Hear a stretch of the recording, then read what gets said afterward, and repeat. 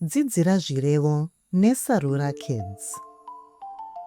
Ivy anokama bvudzi rake. Ivy anokama bvudzi rake.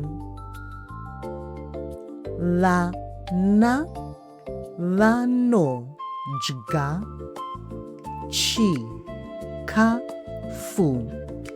chidiki.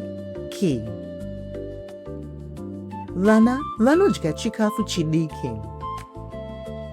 Ela anozvitora chifananidzo.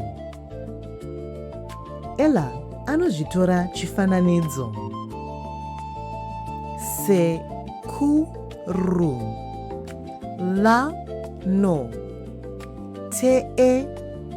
vanoteerera nhau padzimudzangara.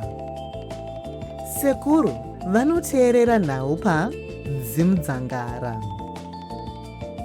Muimbi anoimba mimhanzi inonakidza. Muimbi anoimba mimhanzi inonakidza. Vana vanodzana pamabiko. Vana vanodzana pamabiko. Batidza mwenje. Batidza mwenje.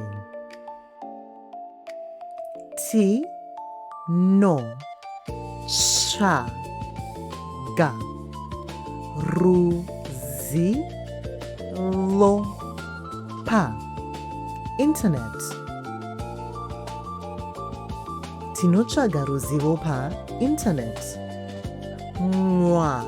Mwana anotambanudza maoko ake.